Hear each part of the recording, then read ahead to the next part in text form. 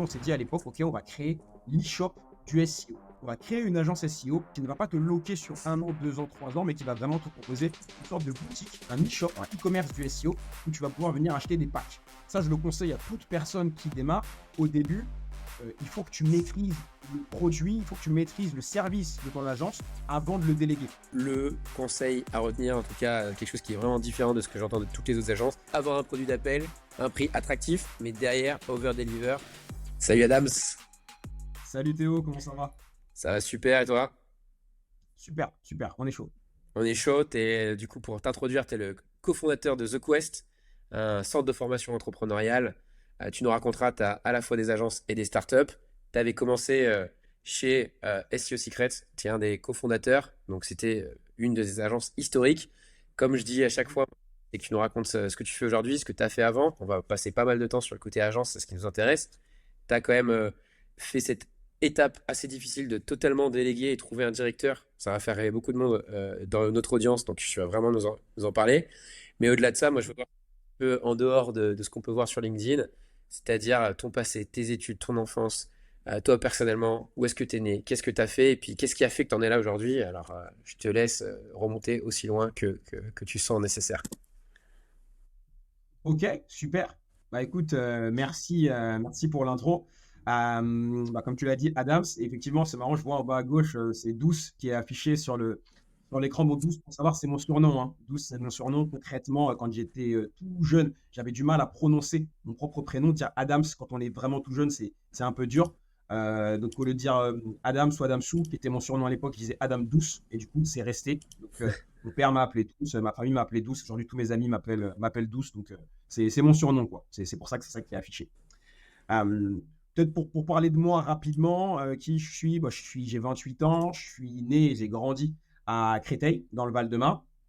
Je suis issu d'une famille de 4 enfants, je suis le dernier. Donc j'ai deux grands frères, une grande sœur. Je pense que ça a pas mal joué sur la personnalité que j'avais étant enfant. Je dis souvent aux gens qu'aujourd'hui, dans le cadre du business, j'ai pas beaucoup d'ego et on est un peu tous comme ça avec mes associés parce que j'ai grandi en étant le dernier, donc j'avais souvent Ouais. tort chez moi. Et je pense que ça a permis de développer certains traits de personnalité, outre le fait d'avoir à parler un peu fort pour se faire entendre, etc. Bah, il y a des sujets qui sont censés un petit peu toucher l'ego. Professionnellement parlant, moi, j'en ai pas parce que j'ai un petit peu été un petit peu habitué à ça. Rapidement, pour parler de moi, peut-être étant enfant, j'étais un gamin comme les autres. J'avais quelques facilités à l'école, c'est vrai, quand j'étais tout jeune. Donc voilà, je m'ennuyais un petit peu, je dormais un peu en cours. J'ai sauté une première classe assez tôt. Mes parents avaient auparavant, mais quand j'ai eu un certain âge, ils ont fini par accepter. Et à ce moment-là, dans ma tête, c'était OK, comment est-ce qu'on peut finir l'école le plus rapidement possible. J'avais des parents qui étaient quand même très, très orientés sur l'école. Il faut aller en cours, il faut finir ses études. Et ça, je pense que ça m'a un peu matrixé pendant très, très longtemps.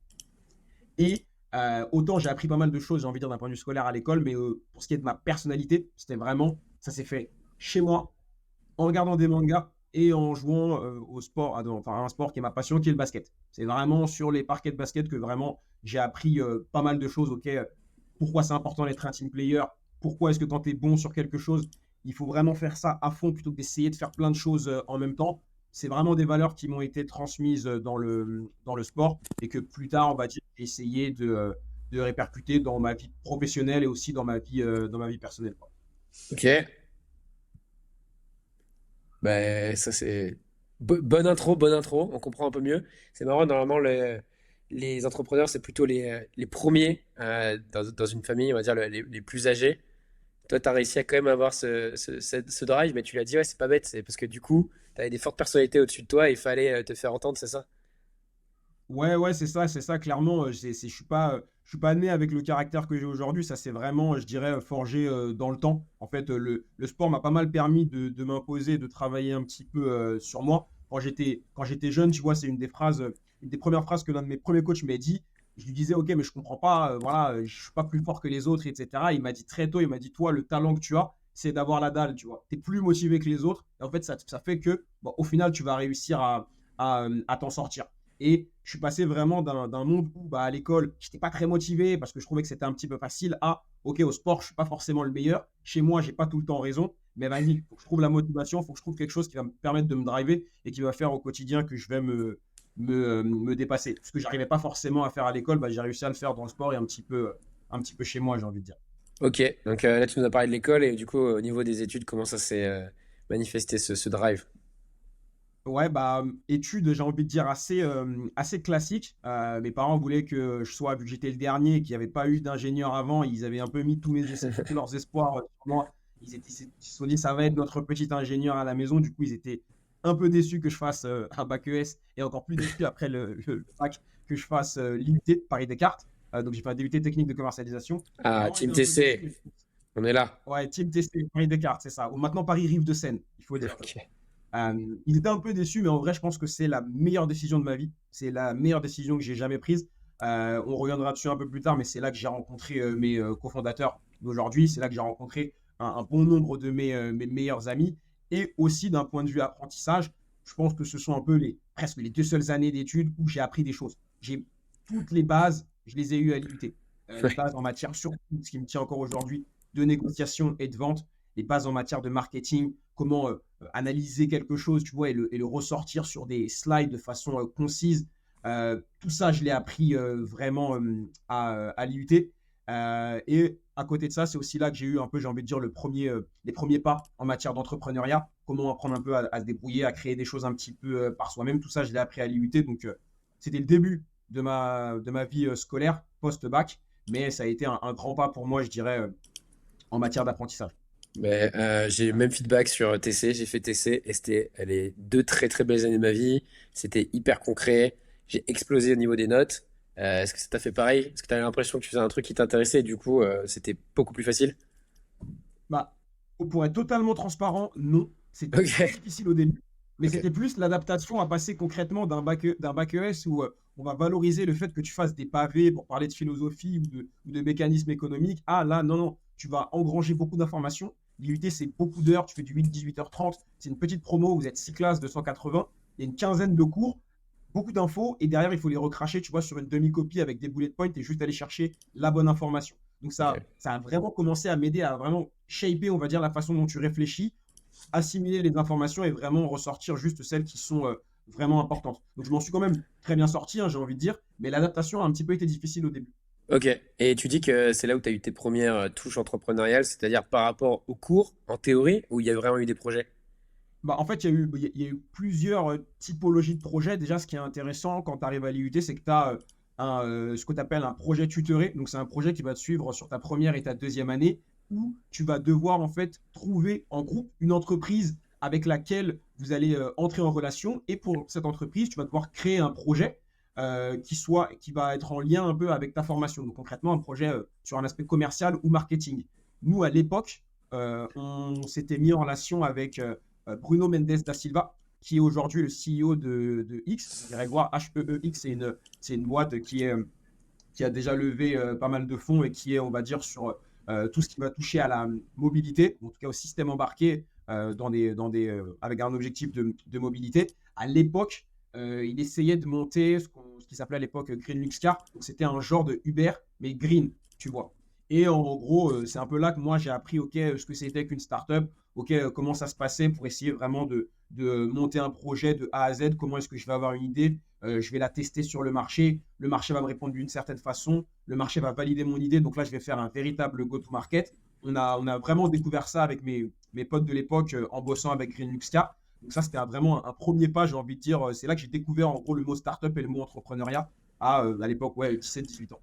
Et tu t'es dit c'est ça que je veux faire ou c'est pas tout de Honnêtement, suite? je me suis pas dit tout de suite, c'est ça que je veux faire, mais je me Ok. suis dit, je veux avoir le même niveau de liberté. Je veux Ouais, avoir ouais. le même niveau de Ok. liberté que Bruno. C'est des trucs tout bêtes, tu vois, mais Bruno, il organisait ses journées comme il voulait. Il mettait l'intensité sur ce sur quoi il avait envie de mettre de l'intensité. Il avait l'air d'avoir un lifestyle super cool. Donc moi, c'est vraiment cette recherche de liberté à l'époque qui m'a plu dans ce sujet de l'entrepreneuriat, qui était à des années-lumière de ce que j'avais en tête, le CDI un petit peu classique qu'on me vendait à l'école et que mes parents aussi m'avaient beaucoup vendu.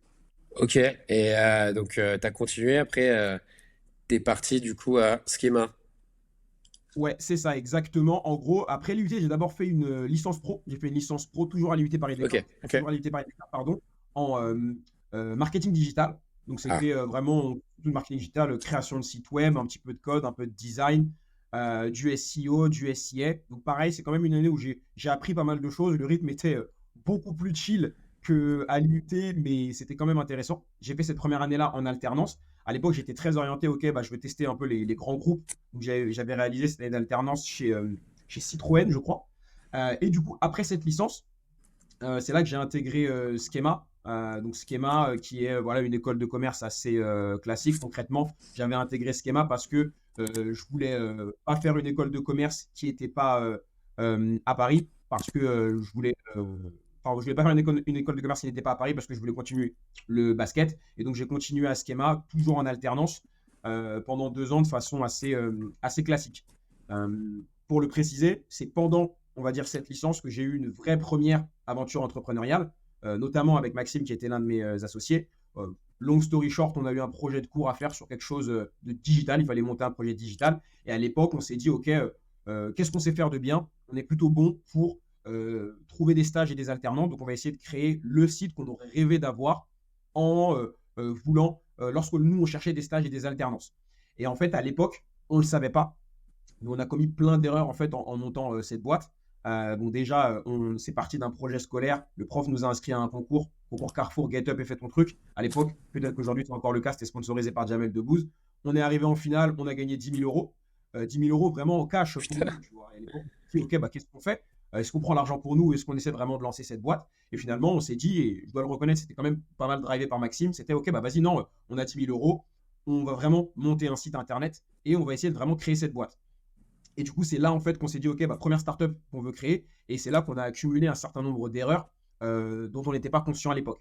Première erreur, on a voulu adresser trop de besoins différents. Tu vois, sur la plateforme, on proposait, OK, trouver des jobbing, des CDD, des CDI, des stages, des alternances à des, TPE, enfin, des jeunes qui cherchaient, à des TPE, des PME, des startups, des grandes boîtes, etc. Si aujourd'hui je refaisais Mm. la même chose, je me concentrerais sur une typologie de contrat très spécifique pour une typologie de boîte. Ce serait par exemple, on aide les alternants en Ouais. master à trouver des contrats d'apprentissage de 24 mois dans des TPE, PME, par exemple, tu vois. Après, tu vois, aujourd'hui, ça, c'est une notion voilà, que beaucoup de monde répète sur YouTube, etc., le côté niche, etc. Mais je pense qu'à l'époque, c'était pas si clair. Et de toute façon, je sais pas, tu vas me dire ce que tu en penses, mais j'ai quand même l'impression que toutes les erreurs qui paraissent obvious plus tard, même si quelqu'un t'a donné le conseil, il faut que tu la fasses toi-même pour qu'elle rentre. Ouais. Enfin, je pense que du coup, c'est très très bien de commencer tôt et de faire toutes ces erreurs, parce que tu les dégages. Et au final, voilà, moi je pense que. Ouais, non, je suis totalement d'accord avec toi. Je suis totalement d'accord avec toi. Toutes ces erreurs-là, nous, on les a apprises, c'est vrai, assez tôt sur une première boîte. Et du coup, aujourd'hui, on le sait, ça nous permet de vraiment gagner beaucoup de temps d'itération, que ce soit pour nos startups ou pour nos agences. On évite vraiment de se concentrer sur. Il y a pas mal de sujets qu'on arrive à balayer très rapidement. Ça nous fait gagner des mois d'itération. Et ça, tu vois, c'était une erreur. La deuxième erreur, c'était de ne pas chercher des clients, mais à l'époque, on cherchait plutôt de la visibilité. On s'est dit, OK, on a besoin d'avoir des articles dans des journaux locaux. On était tout content de voir nos têtes dans le journal étudiant local, le Parisien, Paris 16, parce que c'était là qu'on allait en cours, etc. Mais avec du recul, on s'est dit, mais en fait, pareil, on avait mis sur les 10 000 euros, je crois qu'on avait mis 6 000 euros sur le site internet. On avait payé un dev pour nous Oui. faire un bête de site internet avec un bête de back-end, un bête de CRM. Avec du recul, pareil, aujourd'hui, on le sait, on est les premiers à le faire. On peut lancer des business même sans landing page ou avec un vieux Notion, tu vois, qui nous sert juste à pousser notre proposition de valeur. Toutes ces erreurs-là qu'on a pu accumuler ont fait que au bout d'un an, on a arrêté. Concrètement, au bout d'un an, on a arrêté. Et c'est après ça que moi, j'ai continué mes études, que Maxime, notamment, qui est toujours mon associé aujourd'hui, lui, a continué sur ses projets entrepreneuriaux. Mais c'est le fait d'avoir fait ces erreurs-là à l'époque qui ont fait que bah, depuis, on a réussi quand même à monter des business qui marchent plutôt pas mal. Donc ça, t'as fait ça en parallèle des cours, si je comprends bien? Exactement. On a monté ça quand on était en licence. Exactement. On a monté ça quand on était en licence. Donc, tu vois, on était en cours de 9 à 17 et c'était le soir et les week-ends, quoi. Et lui, du coup, il a pas fait école de commerce, il est parti sur ses projets ou il a continué dans la même école Ouais, que toi? exactement. À la fin de la licence, Maxime, il a arrêté pour continuer sur ses projets parce que, encore une fois, tu vois, ça aussi, c'était une erreur. Aujourd'hui, on le sait, il faut être all-in quand tu montes quelque chose. Ça, honnêtement, c'est une décision qui est difficile, mais moi, je le recommande. Et c'est aussi pour ça que j'y viendrai quand on a commencé à bosser sur SC Script notamment. Bah, on a tous démissionné en 2 jours parce qu'en fait, il faut être all-in quand on essaie de monter un projet. C'est une décision qui est difficile à prendre, mais si tu veux que ça marche, il faut être skin in the game. Très compliqué de se dire je vais monter quelque chose d'ambitieux en bossant juste le soir et les week-ends. Ouais, et puis ça vient aussi à un autre problème que beaucoup de personnes ont. Moi, le premier, c'est le défocus. Même si tu es all-in sur un projet, tu as toujours un autre projet qui est attirant à côté, où tu as cette vague que moi je déteste, où je suis pas du tout d'accord avec les side projects. Non, fais pas un side project, tu as un projet, tu fais all-in, et peut-être les 10% de temps que ton side project va te prendre, c'est les fameux 10% à la marge Ouais. de ton temps sur ton projet qui vont peut-être faire ton bénéfice, ou faire que ça va marcher ou pas marcher. Donc, all-in, 100% d'accord avec Mhm. toi. Tu dis du coup que tu parles du début de SEO Secrets et que tu dis que tu as démissionné. Donc, qu'est-ce qui se passe entre la fin de tes études et SEO Secrets? Ouais, bah en fait, ce qui se passe à la fin de mes études, c'est que il y a plusieurs choses qui se passent. Alors, si tu veux, dans l'ordre, déjà à peu près à la période où on était, j'ai envie de dire, entre l'IUT et la licence, on a commencé à se faire, notamment dans le cadre du bureau des étudiants dans lequel on était, se faire pas mal de relations, si tu veux, dans le monde de l'événementiel et de la restauration estudiantin Ce que à tu veux Paris. dire, c'est que tu sortais beaucoup. Oui, notamment, ouais, ouais, mais pas que, tu vois. Genre, ça, on bossait, ça, certains étaient un peu régisseurs, d'autres faisaient un peu les barmen, etc. Ok. Et du coup, à force d'être sollicité par des personnes en disant, ouais, tu connais pas un barman, tu connais pas quelqu'un qui va faire de l'animation sur ce sujet-là, etc. On a commencé en fait à créer différents sites dans la mise en relation concrètement de prestataires sur des sujets événementiels, restauration ouais, événementiel, restauration et notamment ouais, des sites de mise en relation au niveau des food trucks, tu vois. Et en gros, Maxime a commencé à créer un premier site sur ça et après on a commencé à en créer d'autres et au final, ces sites ont commencé un peu à prendre de l'importance. D'ailleurs, on a encore certains de ces sites qui sont très bien référencés sur Google. Et du coup, quand Maxime, tu vois, a arrêté ses études, il a d'abord commencé à se concentrer sur ce premier site-là. Et en parallèle à ça, en fait, moi, j'ai continué mes études, j'ai commencé à travailler, et au final, certains de ces sites sont tellement bien référencés que Maxime a vendu un premier site, et que les autres sites sur lesquels on a commencé à travailler aussi, on a pu les revendre, tu vois. Et donc ça a encore été un pas supplémentaire dans le OK. Bah, on n'est pas si mauvais peut-être, tu vois, pour créer des petits business. À l'époque, on appelait ça des muses, concrètement, pour Ouais. des business qui peuvent générer un petit peu de cash. Mais le jour où on a envie de créer quelque chose de plus ambitieux, bah vas-y, on s'appellera. Et le jour où ce sera vraiment le bon moment, on va vraiment s'y mettre à fond, si tu veux. Et Et donc, question là-dessus, comment tu as appris à lancer des muses, des sites SEO c'est quand même pas facile. bah, Tu pas appris une formation concrètement, en soi. sur ça, c'est YouTube, hein. C'est YouTube. Je sais pas si enfin, je sais pas s'il faut faire du name dropping ou pas, tu vois. Mais c'est YouTube. À l'époque, nous, on faisait tout sur Wix, parce que Wix, c'était le CMS le plus facile à maîtriser et sur lequel on arrivait quand même à faire référencer des sites. On avait pas mal de conférences sur le sujet, comment créer des muses, c'est quoi une muse. Maxime, je Ouais. crois qu'il avait donné une très très bonne conférence. Je crois que c'était avec Coup d'État sur comment créer des muses. Mais nous, vraiment, c'est YouTube, hein. YouTube, Google, Ok. à force de chercher des moyens de se faire des sous concrètement. Ouais. À l'époque, on arrive à faire les bonnes vidéos et c'est ça qui nous a permis de gagner de l'expérience là-dessus. Ok. Je t'ai Et coupé. non, mais t'inquiète. Et du coup, ce qui se passe, en gros, je finis mes études. Maxime continue sur ses projets entrepreneuriaux. Il a une période où il travaille chez The Family, tu vois. À l'époque, on connaissait un petit peu l'écosystème entrepreneurial parce que dans le cadre de la première startup dont je t'ai parlé, celle qu'on avait montée pendant notre licence, on a fait un week-end entrepreneurial avec The Family et c'est là qu'on a un peu découvert l'écosystème. Ok, on avait fait un week-end startup qui s'appelait, je crois, à l'époque Une idée, où on avait un peu 48 heures pour vraiment ressortir avec un prototype, tu vois, de notre startup. Donc Maxime, ça lui a bien plu. Il a arrêté ses études, il a monté ses projets et il a un petit peu travaillé chez The Family. En parallèle, moi, j'ai fait du conseil. J'étais chez Wavestone pendant environ 2 ans. C'était intéressant le conseil quand tu ne sais pas vraiment ce que tu veux faire à la sortie de tes études. Tu fais des missions qui s'enchaînent tous les 4, 6, 8 mois. C'est un peu une école de commerce après l'école de commerce. Et ça, je pense que c'est ce qui a fait parfaire un peu mon profil professionnel. Ça, voilà, apporter une touche, être un peu plus carré, faire des bonnes propales, faire des bonnes slides, savoir comment vendre des produits chers, parce que c'est aussi ça que tu vends quand tu es le consultant. Tu vends du temps de certaines personnes, parfois tu vends ton Ouais. temps. euh, et tu vends le temps surtout de certaines personnes avec des propales qui sont assez chères, tu vois, plusieurs centaines de milliers d'euros. Et donc j'ai fait ça pendant à peu près 2 ans. Et concrètement, j'ai commencé un peu à sentir que je commençais à manquer de liberté à plusieurs niveaux. Déjà, je ne sais pas si toi, tu as des potes qui sont consultants, mais tu es un peu tout le temps en costume. Tu es tout le temps envoyé chez un client à droite à gauche, tu vends des propas sur des sujets en lesquels tu ne crois pas forcément. Donc, même si ça se passe bien dans la boîte, j'ai commencé à vraiment, vraiment manquer de liberté. À ce moment-là, on arrive à peu près en décembre 2019, janvier 2020. Euh, Maxime termine chez The Family et concrètement, il va commencer à accélérer au niveau de ses projets entrepreneuriaux. Qui était à Donc l'époque toujours ça, les muses ou il y avait d'autres choses? à l'époque, non, non, non, à l'époque, si tu veux, les muses, ça avait, je dis pas que ça avait fait son temps, tu vois, c'était quelque chose qui était très intéressant, mais là, il s'était dit, comment est-ce qu'on va monter quelque chose d'un peu plus ambitieux? Concrètement, comment est-ce qu'on va essayer d'aller plus loin dans le game de la création de start-up? Parce que c'est quelque chose qui est plus ambitieux, plus valorisant, plus ballsy, j'ai envie de dire. Et à l'époque, en tout cas, c'était un peu la première idée. Donc, si tu veux, à ce moment-là, ça correspond un peu à la période où moi, je commence à me poser beaucoup de questions sur mon avenir, sur ce que je vais faire. Et au final, j'étais pas le seul dans cette situation-là. J'avais aussi un autre de nos amis, de nos amis Robin, qu'on a aussi rencontré à l'IUT. Maxime et Robin connectent concrètement autour d'une bouffe à laquelle je suis pas dans un instant.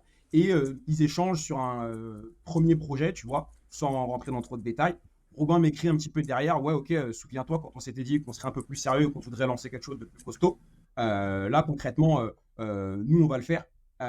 Et on n'a pas forcément, on ne sait pas exactement ce qu'on va faire, on ne sait pas exactement comment on va le faire. Euh, on veut aller à la guerre ensemble, concrètement. Et comme je t'ai dit à l'époque, moi j'étais vraiment dans une grande période de réflexion sur ce que je vais faire. Ok, pourquoi est-ce que je fais ça? Je trouvais plus tellement de sens à mon taf. Et en vrai, en une semaine, j'ai démissionné. Vraiment, en une semaine, j'ai démissionné sans vraiment savoir ce que j'allais faire et pourquoi est-ce que j'allais le faire. Et c'est beau parce que du coup, on voit les VC qui disent toujours ce truc cliché de on parie pas sur une idée, on parie sur une équipe. C'est vraiment ce que toi t'as fait et ce que vous avez fait tous les trois. Exactement. Exactement. Franchement, c'est exactement ce qu'on a fait. Et si tu veux, au début, ça, je me dis vraiment, ça aurait pu être pour vendre des tomates ou aller récolter des tomates dans un champ. Concrètement, j'y serais allé quand même parce que à l'époque, je me cherchais un petit peu et, euh, et on ne savait pas exactement quoi faire. Euh, et si tu veux, en connectant concrètement, à l'époque, l'idée de base, c'était comment est-ce qu'on va aider des entrepreneurs à créer des startups. C'était un peu ça l'idée de base. On n'avait pas forcément une énorme idée sur la forme, mais on s'est dit, OK, comment est-ce qu'on va réussir à faire ça? Et à l'époque, en tout cas, on n'était pas personnellement, on n'était pas, tu vois, encore hyper formé sur le sujet de l'entrepreneuriat, sur le monde des startups, etc. C'est pas mal Maxime qui drivait cette idée-là. Et ce dont on était certain, c'était que pour faire ça, il allait nous falloir de l'argent.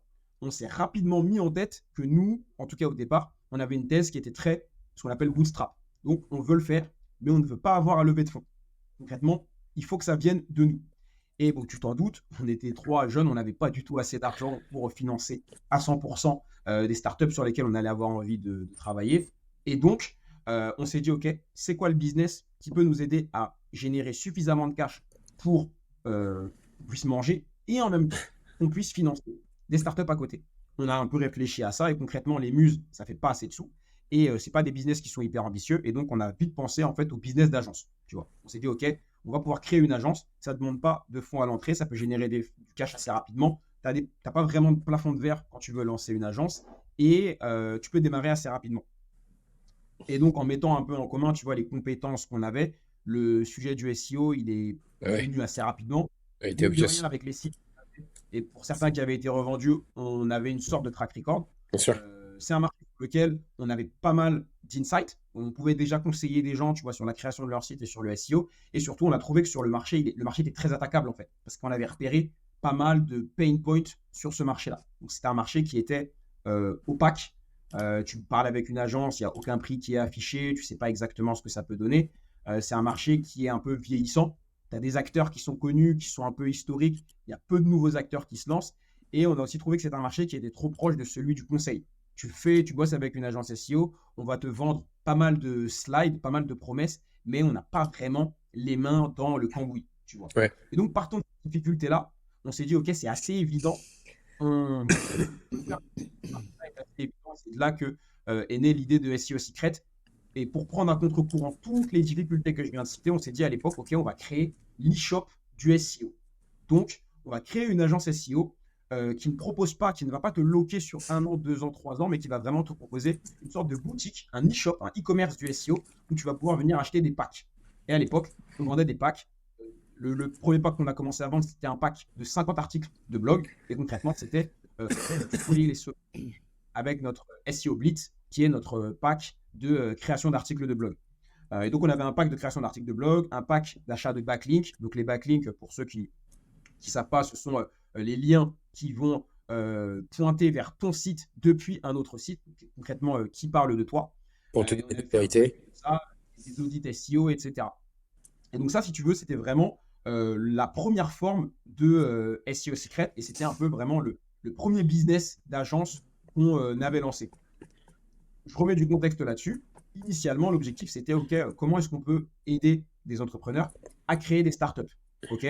Pour le faire, on a besoin d'argent, on va se financer avec un business d'agence, mais on avait toujours quand même en tête d'aider les entrepreneurs à se lancer et à créer des startups. Donc, dès le départ, si tu veux, on avait vraiment cette double mission qui est à la fois de créer des startups et de créer des agences. On avait un premier format d'accompagnement à l'époque au niveau des startups qui était un format d'accélération. Donc, on rencontrait des jeunes qui avaient déjà souvent une petite équipe, un petit business qui existait déjà, et on venait faire de l'accélération. On avait quelques compétences sur des sujets marketing, sur des sujets de commerce, sur des sujets d'acquisition, de sales. Et donc, ce qu'on faisait à l'époque, c'était vraiment qu'on les accompagnait sur ces missions-là. Et à côté, on avait nos business d'agence. Tu vois. Ok. Et très rapidement, en fait, on s'est dit, comment est-ce qu'on peut nous-mêmes, tu vois, venir et être à la base de la création de certaines startups. Et donc, c'est là vraiment que le business d'agence nous a aidés, puisque on va dire toutes les sommes qu'on arrivait à engranger avec nos différentes agences, ça nous permettait de financer à côté la création de différentes startups. Quand je dis financer, ça pouvait être à la base acheter des ordinateurs, acheter des serveurs, recruter un dev, tout ce qui nous permettait T'as acheté des serveurs, toi, comme dans les années 80. Ouais, bah en fait, Crédit AWS? pour des gros projets tech, on a pu en avoir besoin, si tu veux.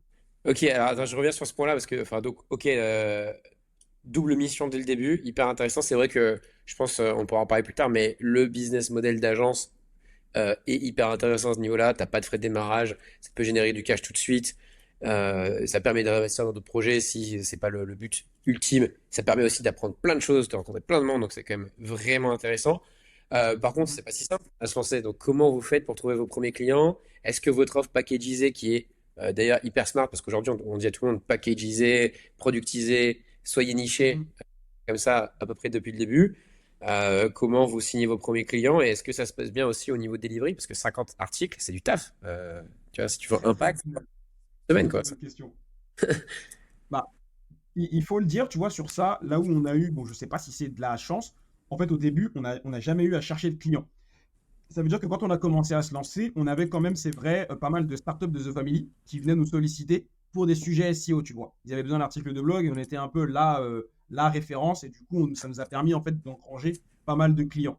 On a pu signer pas mal de grosses missions dès le départ sur ce sujet de création d'articles de blog et il faut le dire, à l'époque, le delivery était important, mais les sales étaient très importantes. Donc, en fait, on a réussi à signer pas mal de clients. Et après, concrètement, les premiers articles n'étaient pas incroyables, mais ils étaient quand même bons parce qu'en fait, on avait un niveau de care qui était tel que on a passé des soirées et des nuits à retravailler les articles, à les relire à la main pour faire en sorte que vraiment le delivery soit vraiment au bon niveau. Ça, je le conseille à toute personne qui démarre. Au début, il faut que tu maîtrises le produit, il faut que tu maîtrises le service de ton agence avant de le déléguer. Tu vois. C'est pour ça que nous, on a vraiment maîtrisé la rédaction de contenu optimisé SEO avant de se dire, OK, on va passer par des rédacteurs et des freelances, Vous l'avez fait etc., vous-même? pour pouvoir le délivrer. Non, non, on n'a jamais été sur un niveau où on faisait, comment dire, 100% des articles nous-mêmes, mais on faisait tous les briefs, on Ok, relisait tous les articles, on les optimisait nous-mêmes. ok. Concrètement, au début, on a fait des nuits blanches et des nuits blanches pour vraiment commencer à bien les délivrer. Mais très rapidement, on a dû se staffer parce que honnêtement, ça marchait assez bien et on avait pas mal de clients. Moi, je le recommande à tout le monde. Quand les premières missions, ce ne sont pas celles qui vont te permettre d'avoir le plus de marge. Ce ne seront pas forcément les meilleurs deals, mais ça doit être des missions sur lesquelles tu apprends beaucoup.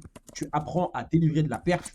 que ça, c'est hyper important. Tu es quand même là pour satisfaire des clients, donc tu apprends à délivrer de la perf. Tu apprends parfois à gérer des clients qui sont un peu mécontents. Tu apprends à affiner ton offre. Ok, bah ça, je l'ai vendu, mais j'ai pas bien réussi à le délivrer. Donc, faut pas que j'en parle dans mon pitch de sales. Ok, bah ça, j'en ai pas parlé et je l'ai bien délivré. Le client a kiffé. Bah vas-y, je vais le garder comme ça. Comme ça, c'est un peu une surprise. Tu vois, je vends un 9 sur 10, je délivre un 10 sur 10. Ça m'apprend aussi à gérer mon onboarding et mon offboarding de clients, comment je démarre ma relation et comment je vois que si je démarre bien ma relation, la première semaine, je suis très réactif sur les mails, je suis proactif, je réponds bien à ces demandes. Bah, après, j'ai 3 mois de presta qui se passent tranquillement. C'est vraiment à ça que servent les premières missions pour moi quand tu lances une agence. C'est vraiment ça que tu dois aller chercher. Si tu cherches direct les meilleures marges, je fais le raccro avec ce client-là, je laisse rien passer, je suis hyper ferme, bah, tu vas le signer une fois et tu vas faire zéro upsell, tu vois. Donc, soyez vraiment dans le care et essayez d'aller chercher des apprentissages plutôt que des gros gains avec les premières missions de votre agence. Ouais, c'est un bon rappel, c'est pour ça que ça s'appelle un métier de service. Et comme tu le dis, et comme tu le rappelles, t'es au service du client. Et au début, t'es personne, il te fait confiance. Et comme tu dis, over promise. Moi, j'aime bien over promise, over deliver. C'est même pas 9, si tu promets 9 sur 10 si tu donnes 10, c'est tu promets 10 et tu donnes 12, tu vois. Et je pense que vous, Ouais, c'est clair. vraiment, Dans un quoi. monde idéal, c'est clair, c'est clair, c'est clair. Et en tout cas, faut vraiment éviter l'inverse, quoi, de surpromettre et de sous-délivrer. Il n'y a rien de pire. Tu vas perdre ton client, en fait, et il ne va pas revenir. Ok, tu disais des agences. Vous avez eu d'autres agences. Comment ça se passe cette époque-là? Ouais, ouais, clairement, clairement. Alors, si tu veux, en parallèle, c'est vrai que c'est peut-être un peu compliqué à imaginer comme ça, mais aujourd'hui, si tu veux, chez The Quest, vraiment, on est 5 associés parce qu'en fait, dès le début de l'aventure, c'est vrai qu'on était un petit peu découpé, on avait un peu SEO Secret, on avait un peu ce côté, on accompagne des startups. On a une autre agence qui est née à peu près au même moment que SEO Secret, qui s'appelle My Name is Bond. Et My Name is Bond, c'est une agence d'automatisation.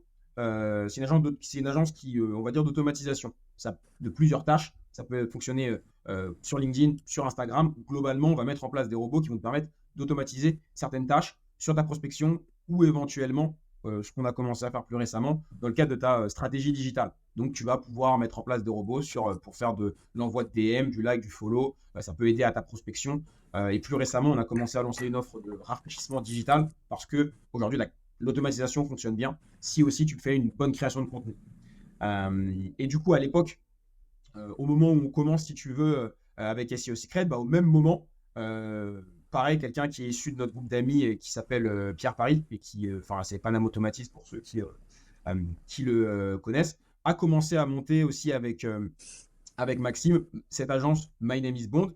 Et un petit peu à la même façon que SEO Secret, au début, c'était OK, comment est-ce que je vais réussir à vendre des services qui, à l'époque, n'étaient pas aussi démocratisés en les rendant un petit peu plus accessibles, que ce soit en termes de pricing ou en termes d'actions réalisées. Donc, si tu veux, vraiment, nos 2 agences historiques, c'est vraiment My Name is Bond et SEO Secret.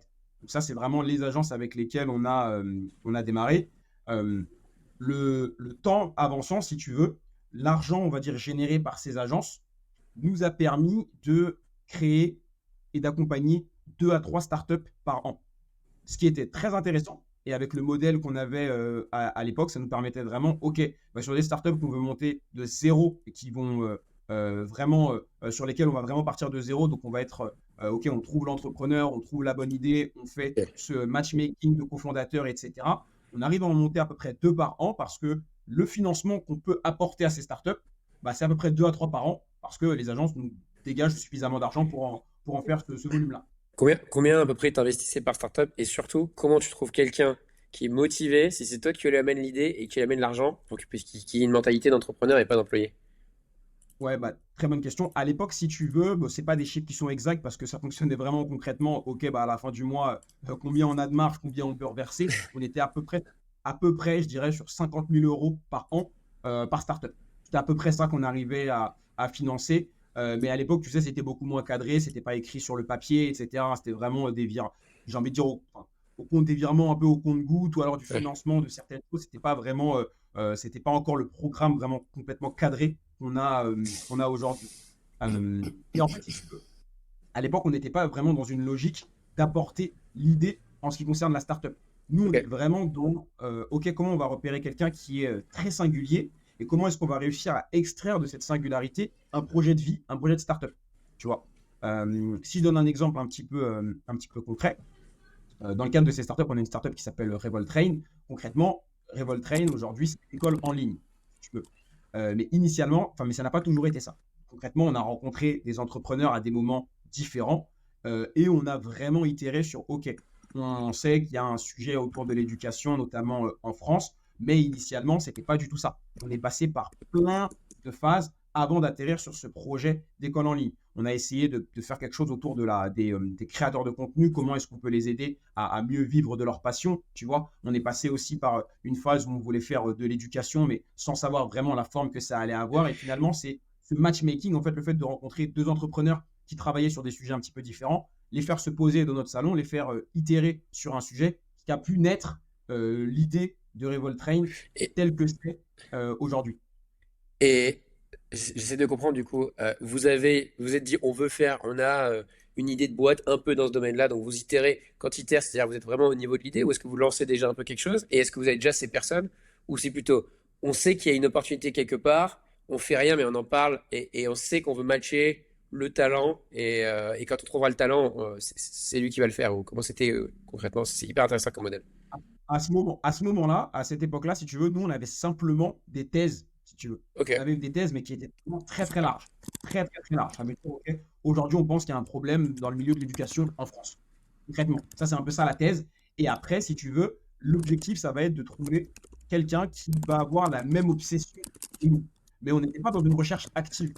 Et si tu veux, aujourd'hui, les cofondateurs de, de Revolt Train, ils étaient pas, enfin, on n'est pas allé les chercher en se disant il nous faut des personnes qui ont cette obsession-là, tu vois. À l'époque, c'était vraiment des rencontres fortuites, tu vois, parmi eux, enfin, sans donner tous les cofondateurs. Concrètement, je crois que Corentin, à l'époque, il avait rencontré Maxime à Rivers, peut-être, donc, qui était un programme entrepreneurial. Il avait fait ses business et il était revenu le voir avec une certaine idée. Et le deuxième, c'est Sacha, qui à la base était venu voir Blondie en disant ok, bah voilà, c'était un peu un jeune enfin Blondie c'est Maxime Lounel, c'était un peu un jeune Maxime en disant j'ai plein de projets, comment est-ce que je peux améliorer mon profil entrepreneurial. Il a commencé à travailler avec nous en tant que bras droit de Maxime. Alors, finalement, on a vu que le mec était très fort, très ambitieux, on les a fait se rencontrer et après, tu vois, l'itération, le fait de rencontrer aussi d'autres de leurs cofondateurs sur la partie, enfin, le CMO et CTO, a fait qu'on a pu aboutir à l'idée qui est Revolt Train. Mais il n'y avait pas de vocation à l'époque, en tout cas, c'était pas, on n'était pas encore comment dire, un objectif de monter exactement la boîte qu'est Revolt Train aujourd'hui. C'était pas exactement cet objectif-là. ok, non, c'est hyper intéressant comme modèle. Tu as besoin, finalement, pour réussir de bonnes opportunités business, on va dire, plutôt, au lieu d'avoir même, j'aime pas le mot idée, mais plutôt des problèmes à résoudre. Donc, toi, tu appelles ça des thèses et Exactement. inversement. C'est plutôt des problèmes à résoudre. Ouais, vaut mieux identifier un problème et pas être sûr de la solution que d'arriver sur une idée où tu essaies juste que d'avoir raison avec ton idée, mais peut-être que ton idée, t'avais raison, mais en fait, c'est pas un business. Après, il te faut quoi? Il te faut des talents, il te faut du capital. Et vous avez un petit peu déjà cette vision, très de famille d'ailleurs. Donc, Ouais. en place, ok, donc avec le cash qui rentrait quand ça rentrait, Mhm. ça mènera tout à l'heure dans la discussion à la forme que ça a pris aujourd'hui avec quelques années d'expérience et la structuration. En attendant, sur SEO Secret, donc tu m'as expliqué dans les questions classiques. Moi, je voulais te demander tes premiers clients, bah, tu m'as répondu. Mhm. Euh, Tes premiers livrables, tu m'as répondu et vous avez vraiment bossé jour et nuit. Et ça a été des bons conseils que tu as donnés. Tes premiers, du coup, recrutements, tes premières étapes, est-ce qu'il y a eu des paliers? Jusqu'à combien vous avez pu monter? Faire des chiffres, mais jusqu'à combien de clients ou combien de CA vous avez pu monter, que ça restait vivable, quitte à bosser toute la nuit à trois, vous étiez. Mhm. Quand c'est que vous avez fait vos premiers recrutements, et il y a eu quoi comme espèce de palier? Comme étape. Ouais, ouais, ouais. Bah écoute, si tu veux, je dirais qu'en fait, on est resté avec ce format-là où, d'un point de vue opérationnel, c'était beaucoup, tu vois, on avait un duo sales prod, prod sales avec Robin, jusqu'à à peu près, et beaucoup Maxime sur l'aspect lead gen, parce qu'il avait déjà, tu vois, cette visibilité, notamment Ouais. sur LinkedIn, etc., pour créer des leads. D'ailleurs, c'est marrant, mais on a fait quelques opérations pour générer des leads. On n'avait pas du tout préparé sur l'aspect delivery et on a fait des TP où on a généré deux leads. On n'a pas du tout pu gérer, tu vois. Donc, à l'époque, c'est vrai qu'on n'était pas encore ultra carré sur tout. Mais on a tenu comme ça à peu près jusqu'à avril 2021. Et en fait, ce qui a fait qu'on a commencé à switcher, c'est que l'aspect, OK, on est l'e-shop du SEO, ça marche bien. Mais à l'époque, on ne savait pas que ça, c'était juste une stratégie de pénétration de marché. En fait, on a très bien pénétré le marché, mais rapidement, certains clients ont commencé à nous dire, ah OK, les gars, mais vas-y, Bah, ok, c'est bien, on a fait les articles de blog, mais le SEO, c'est pas que des articles de blog. Comment vous pouvez m'aider sur le reste? Comment vous pouvez m'aider sur la partie technique? Comment vous pouvez m'aider sérieusement sur les backlinks et pas juste me vendre des backlinks à l'unité? Au début, on a commencé à dire, bah non, non, non, nous, tu sais, on est très niché, on fait que ça. Tu dis non à un client, tu dis non à deux clients, et puis tu te rends compte qu'en fait, bah non, tu as besoin de progresser en fait en SEO. Aujourd'hui, en fait, au bout d'un an, c'est un peu plus d'un an, on s'est rendu compte qu'en fait, simplement, on n'adressait pas l'intégralité de la problématique de nos clients et que donc on commençait à se heurter à un plafond de verre, en fait. Et à ce moment-là, on s'est dit, bon, concrètement, on a quand même, l'agence, tu vois, là, vraiment, on est encore, tu vois, je dirais en 2021, donc l'agence commence à grossir, c'est assez intéressant, mais ça reste quelque chose que l'on fait pour financer notre travail d'à côté, qui est la création et l'accompagnement, tu vois, sur l'aspect startup. Mais on s'est dit, OK, comment est-ce qu'on peut avoir une proposition de valeur qui est un petit peu plus belle? Et concrètement, il n'y avait pas 1000 options. Sur ça, il fallait qu'on progresse en matière de SEO. Et concrètement, on savait que ça n'allait pas venir de nous. Donc là, le premier recrutement est arrivé. Et du coup, on a fait un premier pote à nous, qui s'appelle Medoun, et qui est toujours dans la structure aujourd'hui, en lui disant concrètement, il faut que tu deviennes super fort en SEO, parce que c'est toi qui es notre chef de projet SEO, et c'est toi qui va nous permettre de passer de on est un e-shop du SEO à on est une petite agence qui propose des accompagnements 360 sur le sujet du SEO, tu vois. Et en fait, c'est ce premier switch-là, c'est ce premier recrutement-là qui nous a permis, et à l'époque, pareil, on ne le savait pas, mais de prendre une autre dimension. Au bout de quelques mois, au bout de, je dirais, 2-3 mois après l'arrivée de Medoun, en fait, on a commencé à signer des accompagnements. Donc, on avait des clients qui nous filaient des budgets 1500, 2000, 3000 euros par mois pour les accompagner de façon 360 à 360 degrés pardon, sur le sujet du SEO. Et donc là, on a vraiment compris comment on délivrait correctement sur une mission de SEO. C'est pas juste des articles de blog, c'est d'abord on arrive, ok, on fait une analyse technique, on met le titre à niveau techniquement, parce que voilà, si ton fond est classe, on va mettre un article de blog derrière, ça va fonctionner. Ensuite, on a la partie sémantique. On crée des articles de blog, mais on fait aussi de l'optimisation. Et donc, quelques mois, quand ça a bien marché, que le site est bien nickel, bah là, on s'intéresse à la partie réputation, à la visibilité dans les médias, etc. Et tu vois, c'est un peu le marché qui nous a forcé à évoluer, en fait. T'as appris en marchant. On a totalement appris en marchant. Si ça ne tenait, en fait, et c'est vraiment au bout d'un an, on s'est dit, mais au final, ce qu'on a fait, c'est une très bonne stratégie de pénétration de marché, de se nicher, d'arriver au fond, de faire un peu comme, faut dire ce qui est, comme Free l'avait fait, tu sais, sur le marché des fournisseurs d'accès à Internet. Mais au bout d'un moment, bah, pour avoir de meilleurs clients, une visibilité qui est un peu plus intéressante, tu vois, pour un peu mieux se projeter, bah non, il te faut de l'accompagnement, il te faut du récurrent, mais pour avoir du récurrent, il te faut une offre, une proposition de valeur qui est un peu plus costaud, quoi. Et ça, Bah, on a mis un peu plus d'un an pour le réaliser. bah, c'est génial. Après, du coup, vous avez eu le génie, je pense, d'avoir ce côté catalogue. Du coup, c'est hyper clair comme proposition de valeur. Le prix il est affiché comme Exactement, sur les sites, sur ouais. le site. Tu as un truc, c'est oui ou c'est non. C'est pas oui, mais peut-être on va faire un. Non, tu veux acheter ou tu pas. Donc déjà, il y a beaucoup de monde qui comprend pas ça sur le côté avoir un prix clair, un pricing clair. Tu as fait aussi quelque chose que tu comprenais. À l'époque, tu comprenais les articles de blog, tu as fait ça. Et je pense que c'est une super leçon. C'est de dire, ça, je le comprends, je le vends. Je fais une stratégie de pénétration de marché. Du coup, d'un coup, je parle pas juste entre moi et mes associés sur des théories, c'est je parle à des clients. Et une fois que j'en ai assez, c'est eux qui vont dire, attends, j'ai un besoin là, j'ai un besoin là.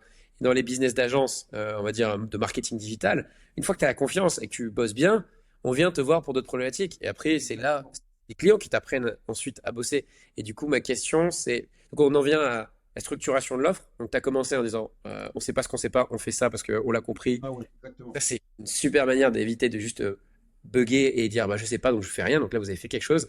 Et ensuite, il n'y a pas de stress à dire, il va falloir peut-être un an ou deux pour vraiment comprendre le marché, le SEO, l'offre globale. Et comment vous avez appris du coup à quoi ressemble un accompagnement global, comment tu le prices, Mhm. qu'est-ce que tu dois délivrer derrière, comment tu fais un peu tes livrables.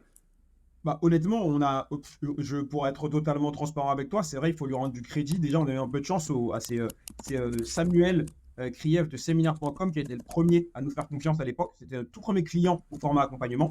Et lui nous a dit à l'époque, en fait, il a dit, bon les gars, en fait, on avait fait des articles de blog qui en soi, les articles en eux-mêmes n'étaient pas incroyables, mais ils ont super bien marché. Il a eu plein de leads grâce aux articles de blog. Il nous a dit, bon les Ok. gars, je pense qu'il y a un truc à faire, mais par contre, il va falloir que ce soit un peu plus carré sur l'accompagnement. Qu'est-ce que vous pouvez me proposer? Et concrètement, on est allé se renseigner, ok, comment on a regardé pas mal de formations à l'époque, comment tu vois se mettre en place un accompagnement SEO. Et ici, on a vraiment identifié les trous dans la raquette sur l'intégralité d'un accompagnement SEO. Qu'est-ce qu'on sait faire, qu'est-ce qu'on ne sait pas faire. Et on s'est rendu compte qu'il y a pas mal de choses qu'on ne savait pas faire et donc on avait besoin de recruter. Quand on a recruté, Medoun il s'est formé sur le tard. Il a commencé à délivrer de premiers clients, notamment séminaire.com, puis d'autres. À ce moment-là, pareil, on a été pas mauvais en sales, on a pu signer vraiment de grosses propales. Et en fait, on a commencé à signer des propales tellement grosses que ça nous dépassait. Et à ce moment-là, on s'est dit, bon les gars, là on a besoin de se staffer avec quelqu'un d'encore plus fort que nous. Et on s'est staffé avec le premier expert SEO, Sylvain. Grand merci à lui d'ailleurs, qui était vraiment comment dire, c'est la personne qui a pu délivrer vraiment sur les grosses missions qu'on avait signées, des grosses missions d'accompagnement. Et c'est un peu lui qui nous a concrètement appris le métier. Ok les gars, comment on délivre sur une grosse mission SEO. Au moment où Sylvain est arrivé, je dirais qu'on avait une forme vraiment d'agence complète qui nous permettait vraiment de répondre à de belles ambitions en matière de SEO. Et à ce moment-là, on était un petit peu en situation cible. Ça veut dire qu'on avait notre petite équipe sur la partie lead gen sales. On arrivait à délivrer au bon niveau et avec, tu vois, j'ai envie de dire, Robin et Maxime, on sortait vraiment pas mal les mains du cambouis. On avait de moins de contact avec les clients. Et c'est bien ce que tu viens de redire. On avait une petite équipe lead gen sales que depuis tout à l'heure, je me dis, là, il nous parle il a des problèmes de riches, il a des problèmes de delivery, de scaling, de machin.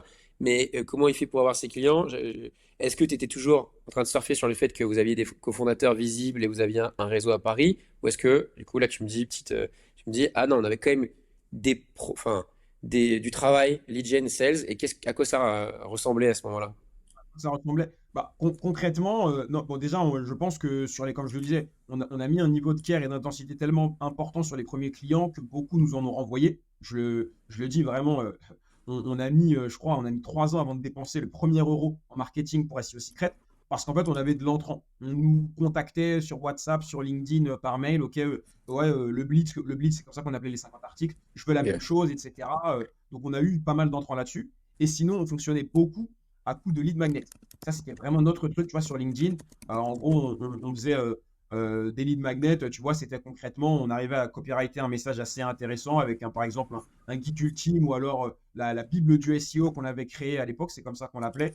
Si vous voulez la recevoir, tu vois, commentez X. Et ça, en fait, ça nous permettait d'avoir un pipe de lead qui n'était pas forcément les plus qualifiés, mais avec Robin, on n'était pas mauvais en sales, qu'on arrivait à transformer en client. On a sur le sujet du SEO. Ok, il a voulu avoir une Bible SEO qui était un peu les 100 commandements du SEO à appliquer sur son site. On savait concrètement, quand on arrivait à avoir quelqu'un au téléphone, on réussissait à vendre quelque chose. Ça peut être un petit pack d'articles de blog, ça peut être quelques backlinks. Et en fait, ça permettait de mettre un pied dans la porte. Une fois qu'on a réussi à vendre quelques articles de blog, bah là, on arrivait à vraiment bien délivrer. Et au bout de quelques semaines, quelques mois, bah là, on arrivait à upsell sur un accompagnement, sur un accompagnement, une mission SEO un peu plus balèze, un audit. Et c'est vraiment comme ça qu'on a réussi à se faire une base de clients assez solide au début. Ouais, je dirais franchement que le conseil à retenir, en tout cas quelque chose qui est vraiment différent de ce que j'entends de toutes les autres agences, c'est ce côté avoir un produit d'appel enfin une offre irrésistible comme ils disent maintenant, mais vraiment en mode productisé, en mode un prix attractif, mais derrière over deliver et une fois. Le plus dur, c'est d'avoir Le le pire client une fois client, qu'il je suis l'a. persuadé, ça a été la clé pour nous. Notre tout premier client à l'époque, c'était pareil, Youssef de Street Smile. Concrètement, il avait c'est un site, comment on appelle. Il a une troupe de breakdancers qu'on peut booker à travers son site, tu vois. Et ça a été notre tout premier client. Pareil, on lui avait vendu un pack de 50 articles. Aujourd'hui, c'est encore le client de SEO Secret, tu vois. 5 ans plus tard, on lui a fait un pack d'articles de blog, puis on lui a refait son site, puis on a créé la version suisse, luxembourgeoise et la version belge de son site. Il nous a renvoyé plein de clients. Tout ça parce qu'au début, alors qu'on n'était pas encore très bon, on a vraiment pris le temps de super bien délivrer pour lui. Ok. Du coup, on avance, l'heure tourne. Donc tu recrutes une première personne, une deuxième personne qui est un peu vraiment un profil expert. Euh, on est niveau croissance, niveau chiffre d'affaires, je sais pas si tu veux en parler, mais au niveau nombre de Oui, clients, bien sûr. etc. Comment t'en es? Comment ça évolue? Et surtout, est-ce que tu peux nous amener à ce moment où tu as réussi ce que beaucoup de personnes cherchent à faire, à totalement déléguer, trouver vraiment un leader, quelqu'un qui. Et comment ça se passe Bah, depuis? en fait, si tu veux, à l'époque, en fait, il faut avoir en tête qu'on avait une certaine ambition sur les agences. Faut le dire, c'était pas encore une ambition démesurée. On voulait arriver à un certain niveau où on était impliqué sur les sales, peu impliqué sur la prod, avec du cash qui rentre, qui nous permet de financer des startups et qui nous suffit pour les agences, tu vois, parce qu'on ne voulait pas mettre plus d'intensité que ça. Concrètement, on s'est dit, si on veut faire une agence à la Eskimos ou à la Junto, tu vois, qui a plein de consultants, on peut le faire, mais ça ne nous intéresse pas de gérer une dizaine de consultants, concrètement. À l'époque, on ne voulait pas du tout faire ça.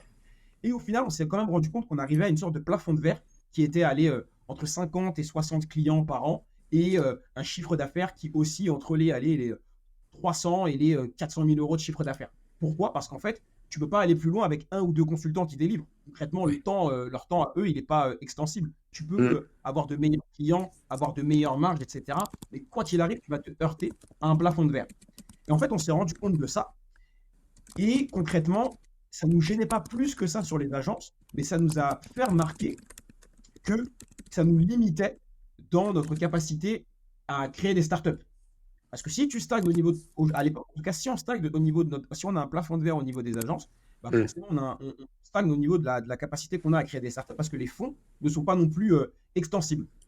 Et donc, on a fonctionné comme ça vraiment jusqu'à, je dirais, le début 2023, où voilà, ça tournait bien, on avait des agences, etc. On avait nos My Name is Bond, SEO Secret, ça tourne, ça permet de financer 2 à 3 startups par an.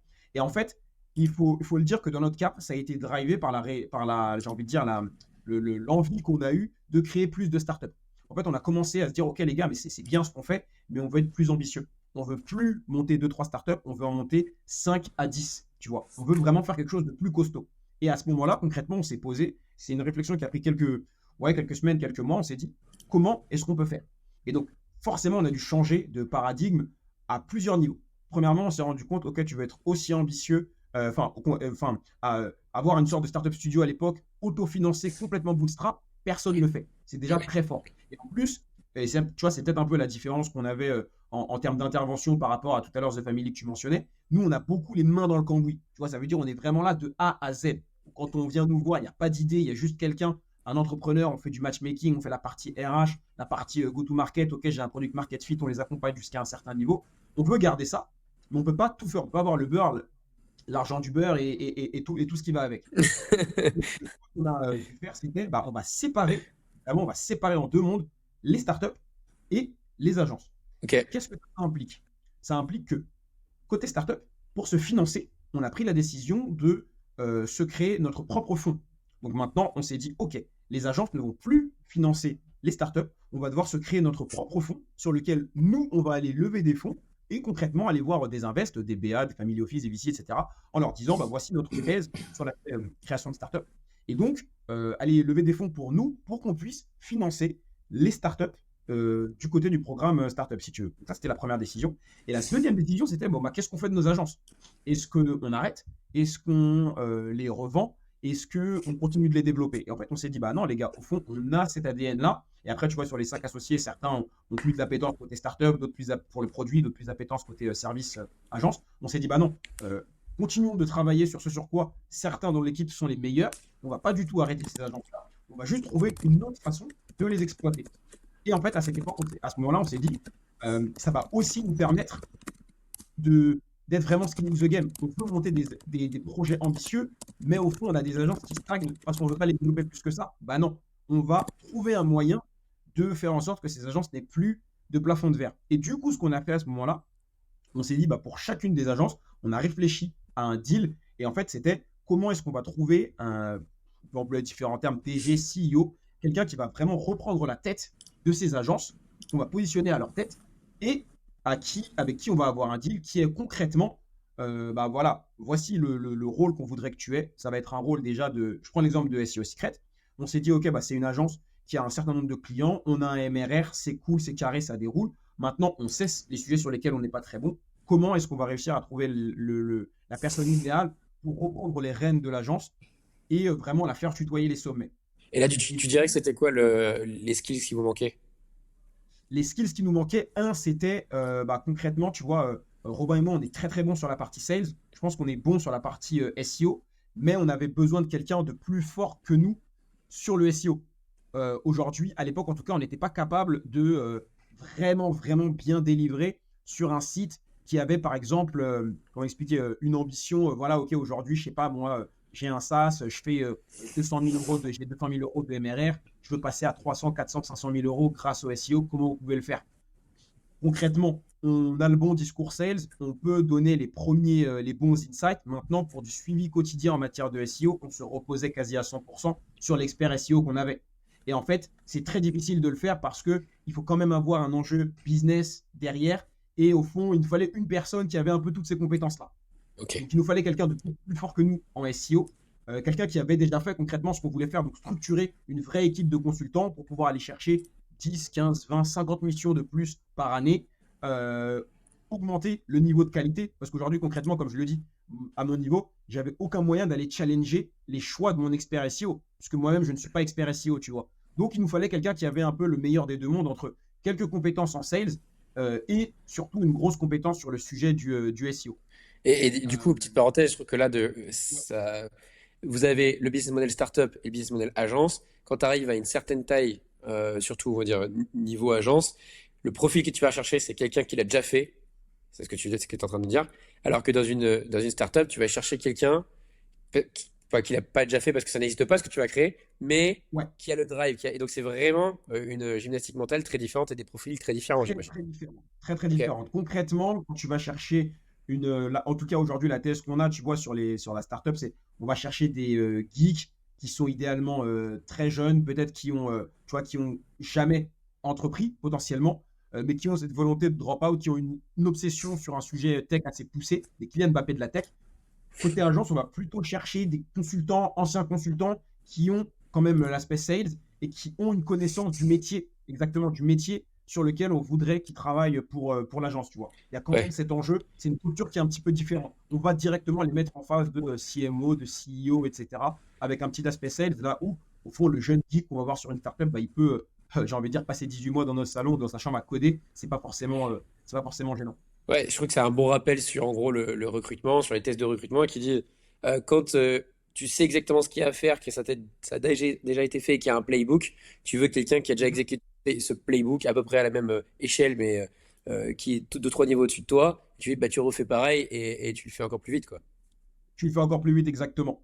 Exactement. Et donc, en fait, si tu veux, c'est un peu ça qu'on cherchait pour bah, notamment SEO Secret. Et si tu veux, à l'époque, bah, ça nous a pris quand même quelques temps. Ça nous a pris, je dirais, 6 bons mois pour trouver la bonne personne. Et concrètement, la personne qu'on a trouvée pour SEO Secret s'appelle Nicolas. Et Nicolas, si tu veux, c'est l'ancien head of SEO de Junto. Donc, concrètement, il est arrivé chez Junto. Bon, Junto, grosse agence ads et SEO française. Il est arrivé chez Junto et c'est lui qui a fait passer le pôle de une ou deux personnes à 8, 10 personnes avant de partir. On a commencé, on a été mis en relation par un pote en commun qui bossait avec lui chez Junto. Et concrètement, le deal s'est fait comme ça. Bah, nous, on a une agence SEO, on a envie que tu en prennes la tête. Voici quels vont être les différents objectifs qualité, service client, sales, lead gen. Ça, on va garder quand même un peu la main dessus. Et l'objectif, en tout cas, assez rapidement, c'est qu'on puisse concrètement passer le bébé et que tu puisses être 100% responsable de l'agence et que nous, on soit vraiment là dans un rôle de, comme je dis, sur les aspects lead gen, sur les aspects sales, et qu'en tout cas, sur la prod, on n'est plus du tout à s'en occuper, là où toi, tu vas pouvoir vraiment créer ton équipe à ton image, j'ai envie de dire, et apporter un niveau de qualité assez important de delivery aux clients qu'on peut être amené à gérer. Et alors, du coup, quel était le résultat? Déjà, est-ce que c'était un bon recrutement? Je sais si t'es encore avec lui, j'imagine que oui. Ouais, ouais, ouais. Bah, aujourd'hui, ça fait, bah, comme dit, après-demain, ça fera 1 an que Nicolas est arrivé. Franchement, pour l'agence, c'était le meilleur recrutement possible. Euh, je le dis en toute transparence, c'est hyper difficile de faire ça. Surtout sur un bébé comme SEO Secret qu'on avait, qui était au fond notre premier projet, qu'on a créé, qu'on a développé pendant 3 ans et demi avant de trouver la bonne personne. Forcément, c'est hyper difficile, de passer le bébé en interne et surtout, d'un point de vue externe, je veux dire aujourd'hui encore, moi je reçois des appels pour SEO Secret tous les jours, tu vois. Je reçois des appels pour SEO Secret tous les jours et à chaque fois, c'est OK, bon, maintenant on a un nouveau CEO, c'est Nicolas, vous verrez, c'est lui qui est vraiment fort en SEO. Faut travailler rapidement ce discours là-dessus. Mais c'est très difficile de passer le bébé d'une certaine manière, en essayant de faire en sorte que la culture SEO Secret, tu vois, reste exactement la même, que même au niveau des recrutements et du delivery au niveau des clients, on arrive à garder la patte SEO Secret. C'est quelque chose qui est très dur à faire et c'est quelque chose qui prend du temps. Aujourd'hui, tu vois, ça fait 1 an que Nicolas est arrivé, mais il y a encore des sujets sur lesquels, clairement, on se rôde, tu vois, que ce soit en termes de typologie de clients sur lesquels on aime travailler, d'orientation vis-à-vis de l'agence. C'est à la fois du lâcher prise de notre côté, et c'est aussi un enjeu pour la personne que vous recrutez de se sentir à l'aise, de reprendre le bébé, de s'approprier un bébé qui, au fond, n'est pas le sien initialement. Donc l'enjeu, il est vraiment là. C'est est-ce que d'un point de vue culture, vous arrivez vraiment à bien communiquer, à bien tout transmettre. Et ensuite, c'est par rapport à la personne que vous recrutez, est-ce qu'elle arrive vraiment à s'imprégner du bébé. Et justement, est-ce que tu as des tips là-dessus? Est-ce que tu t'es fait conseiller? Est-ce que tu as lu des livres? Est-ce que tu as fait des trucs où tu dis, au bout de 6 mois, tu fais un truc et enfin ça te libère? Et tu dis, pourquoi j'ai pas fait ça avant? Des choses que vous avez faites qui étaient des grosses erreurs? Honnêtement, je suis pas le meilleur exemple sur ça. Je te mentirais si je te disais, ouais, j'ai lu des livres et j'ai appris ceci dans ce livre-là. Concrètement, on a beaucoup appris en faisant. Et c'est vrai qu'on a fait des erreurs avec Nicolas. Clairement, au niveau de l'onboarding, ça n'a pas été parfait. Au niveau des méthodes qu'on avait, ça n'a pas été parfait non plus. Donc, les tips que je peux donner, c'est déjà ne vous dites, enfin, vous ne devez pas vous dire que ça va prendre 1 mois ou 2 mois. C'est un Ok. processus qui va prendre, surtout si vous avez des clients, ça va prendre minimum 6 mois. Faire passer le discours ou la pilule auprès des clients, bah, c'est plus vous qui allez les suivre en weekly, en monthly. Ils vont de moins en moins vous voir. En interne, pareil, c'est un bordel monstre pour vous dire, OK, bah, voici notre process sales, voici la façon dont on l'exécute, on pense qu'il est plutôt bon, ça, tu peux essayer de l'améliorer. En fait, plus vous allez avoir de chantiers à gérer, plus ça va prendre du temps. Si vous êtes déjà au top niveau en termes de qualité, qu'il n'y a pas d'équipe à changer, bah, au fond, c'est des process sales et marketing et ça va aller relativement vite. Dans notre cas, il fallait recruter toute une équipe. On est passé d'un consultant à 6 consultants. Ah Là, oui, il fallait recruter toute une équipe. oui. Il fallait mettre en place tout un tas de process au niveau de la qualité, tout un tas de process au niveau des upsells, au niveau du marketing, au niveau des sales, pour que Nico puisse se les approprier et que nous, on puisse être à l'aise à l'idée de dire, OK, bah maintenant, on n'y touche plus, on ne regarde plus. Et bah, c'est Nico qui se débrouille, tu vois. Ouais, donc vous avez mis quand même. C'était pas juste une transition, c'était une transition plus scaling. Là, tu parles de passer de 1 à 6 personnes. Ouais, ouais, Euh, clairement. et du coup, Clairement, clairement. c'est intéressant ça. Donc le sujet du scaling, est-ce que j'imagine que du coup, tu dis que c'était un super recrutement et maintenant vous avez plus de monde. C'est-à-dire que la boîte a scalé aussi en termes de chiffre d'affaires. Ouais, Euh, ouais, ouais, clairement, bah, si tu veux, aujourd'hui, là, on est sur des bases de faire des chiffres qui sont à peu près sur un an, year to year. Tu vois, je pense qu'on est sur une augmentation qui est entre 45 et 55%. Donc vraiment, Et je pense que c'est aussi parce que, comme on l'a dit, on n'est pas les meilleurs partout. Avant, on avait quand même un peu les mains dans la prod, on avait un peu les mains sur l'aspect choix SEO pour un client, là où maintenant, on met toute notre énergie sur ce sur quoi on est bon, ok, générer des leads et les closer. Tu vois. Et donc ça nous permet vraiment de faire sur quoi on est meilleur à 100%, j'ai envie de dire. On ne challenge pas les choix techniques sur le sujet du SEO et il nous fait confiance sur les aspects orientation, marketing, vision, etc. ok, sur ce scaling, il y a un point qui est hyper important en agence, c'est que faut vraiment maîtriser tes coûts. Les salaires, c'est des charges fixes. Les clients, ça peut être des revenus assez variables. Comment vous avez fait en termes de cash flow? Est-ce que vous avez attendu d'être largement en positif avant de rajouter un consultant? Comment vous avez géré finalement, Ouais. cette question du cash flow et de la... C'est c'est grave intéressant ce que tu dis. Nous, on a toujours été en mode, OK, on a du cash pour 2-3 mois. Nous, en tout cas, c'est notre vision. Tu vois, on n'est pas dans une logique où on va. Euh, enfin, c'est intéressant de l'avoir en tête. En tout cas, nous, on n'est pas, avec le format qu'on a, on n'est pas dans une logique où on va maximiser ta trésor ou maximiser les BITDA en fin d'année. On va vraiment être dans une logique où on va essayer de faire de la croissance, tu vois, et on va y aller fort. On va vraiment mettre l'accent sur les leads, les sales et le marketing. Et demain, nous, on se le dit rapidement, au fond, c'est pas difficile de bien délivrer sur une mission. Trouver le bon consultant, l'intégrer rapidement et faire en sorte qu'il puisse bien délivrer. Sur le sujet du SEO, en tout cas, et les sujets sur lesquels on adresse avec nos agences, les sujets qu'on adresse avec nos agences, ça se fait assez facilement. Maintenant, parce que ça fait 4 ans que tu bosses, c'est ça, Exactement, ce tu que vous vois. avez C'est bossé pour vrai. en arriver là. C'est vrai. Mais ce qui va être difficile, c'est OK, comment je vais réussir à générer du lead. Donc, on ne s'est jamais vraiment dit, on attend d'être large en termes de trésor pour intégrer des consultants. Nous, on s'est toujours dit, OK, on a un pool de consultants qu'on connaît, qui sont de confiance, avec lesquels on peut travailler, on peut onboarder assez rapidement sur des missions. Mettons l'accent sur l'aspect OK, lead gen. Et pour l'instant, en tout cas, ça nous a pas fait défaut. Je sais que pour certains, ça va être contre-intuitif. Certains vont me dire, bah non, ouais, mais comment tu fais? Tu signes un mec lundi, tu dois lui livrer un audit le lundi prochain, comment tu fais? J'avoue que ça, nous, ça nous inquiète relativement peu. On a un pool de consultants qui savent que SEO Secret, c'est une bonne machine, ça tourne bien. Et le jour où on décroche notre téléphone en se disant, OK, bah voici le brief client, on peut s'appeler, on en parle, il faut délivrer et bien délivrer pour la semaine prochaine. Généralement, ça va se faire sans trop de difficultés. Ok, et pour pas te planter là-dessus, j'imagine que tu essaies d'avoir des engagements long terme avec les clients. Est-ce que tu signes des long terme C'est ou tu le sais truc. qu'ils vont rester? Exactement, c'est le truc qui a changé entre le moment où Nicolas est arrivé il y a 1 an et aujourd'hui. Tu vois, à l'époque où il est arrivé, on avait regardé, je crois qu'on avait un MRR qui était, tu vois, de genre vraiment, hein, peut-être 8 000, 9 000 euros MRR, pas chiffre d'affaires, mais MRR. Donc ça, c'est les clients qui étaient engagés sur au moins 6 mois. Aujourd'hui, tu as un MRR qui est quasiment 10 fois plus élevé parce qu'on ne vend que ça. On ne vend Ok. que des abonnements. Concrètement, le MRR, c'est vraiment la base, j'ai envie de dire. C'est vraiment le chiffre qui va faire que tu peux avoir, tu as quelque chose qui est vraiment, que tu peux vraiment prédire en fait dans l'avenir. Tu sais que tu vas avoir un certain volume de CA qui va rentrer et donc tu peux tout anticiper.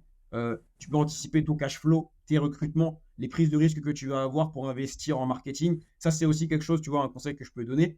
Pénétrer le marché avec des offres one shot, c'est hyper efficace, mais ça a une part de, il y a la rançon de la gloire, c'est que quand tu vas commencer à vouloir switcher d'offres one shot à des offres accompagnement, tes clients vont te le rappeler. Ah ok, mais on m'avait vendu de la flexibilité, je ne comprends pas, pourquoi je suis bloqué sur 6 mois, 1 an. Donc, le plus rapidement possible, et c'est pour ça que là, sur les toutes dernières annonces qu'on lance, on a directement des engagements, même si c'est sur 3 mois, même si c'est relativement court, je le recommande. Essayez de minimiser le nombre de one-shot que vous allez faire. Parce que quoi qu'il arrive, vous allez devoir en changer. Et aller chercher des clients tout le temps, tout le temps, tout le temps, Ouais. ça va vous cramer la santé, ça va générer beaucoup de stress. Alors que si demain vous avez du MRR, bah, et il faut le dire, parce qu'on peut pas, tu peux pas être, t'es pas à 100% de janvier à janvier. Il y a des moments où tu vas être moins bon et avoir du MRR, ça te permet d'avoir ces moments où tu es un petit peu moins bon. Ok, je suis un peu moins bon sur les sales, je le comprends, j'en suis conscient, mais j'ai un MRR qui est suffisant et qui fait que bah, ma boîte va pas se casser la gueule ou mon agence va pas, mon chiffre d'affaires va pas descendre parce que j'ai un MRR qui est quand même relativement solide. Et aussi, du coup, ça valorise ta boîte. Tu as une boîte qui est beaucoup plus Ouais, valorisée, valorisable, solide. Niveau du coup, vendabilité, sellability de ta boîte, là, franchement, vous avez bossé et vous avez des process, vous avez des teams qui dépendent pas des fondateurs. Vous avez, si bien compris, aussi un système d'acquisition, un système pour retenir les clients. Globalement, moi qui suis dans ce marché-là, vous cochez toutes les cases. Donc, c'est énorme de se dire, on a une boîte qui peut tourner sans nous. Donc en fait, on a peut-être plus envie, on n'a pas du tout envie de la vendre, mais si on voulait, on pourrait. Donc c'est quand même exceptionnel. C'est l'objectif de beaucoup de ouais, personnes. c'est vrai, c'est clair, c'est clair. C'est clair. Franchement, à ce niveau-là, c'est hyper intéressant. On a mis un peu de temps pour arriver à ce modèle-là. Et C'est du aujourd'hui, on en est assez confiant. Je dois quand même préciser quelque chose. Le sujet de l'achat et de la revente d'agence, c'est quand même un sujet qui est pas simple. Et aujourd'hui, si tu veux, dans notre modèle à nous, qui est un modèle vraiment spécifique, pour l'instant en tout cas, c'est pas notre priorité que de créer des assets revendables. Aujourd'hui, nous, ce qu'on fait dans le cadre de la création d'agences, c'est vraiment créer un lab interne d'agence, un écosystème qui va servir nos startups et qui va nous permettre de monter un bel écosystème d'agences. Tu vois, aujourd'hui, on a une agence qui fait du SEO, une agence qui fait du SIA, Social Ads, on a une agence qui gère les réseaux sociaux, on a une agence qui fait de la prospection B2B, donc email et LinkedIn. Donc on a vraiment un écosystème d'agences costaud sur l'acquisition. On veut développer cet écosystème d'agences, mais initialement, ces agences n'ont pas été créées dans l'objectif de les revendre. Donc ça veut dire que, et tu vois, je peux être transparent là-dessus, on a été approché par un groupe pour initier un potentiel rachat de SEO Secret.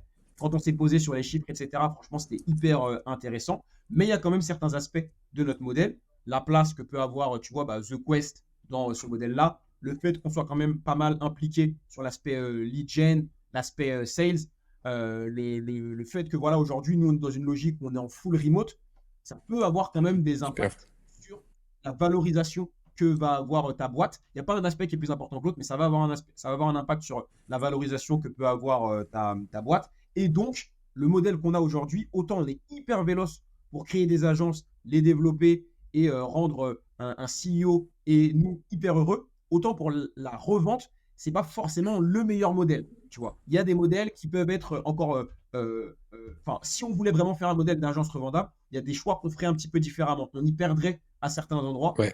mais on en gagnerait à d'autres. Il y a cet aspect un peu bankable. Ouais, et potentiellement, ce que vous êtes en train de créer au global avec cet écosystème peut avoir beaucoup plus de valeur en cumulé.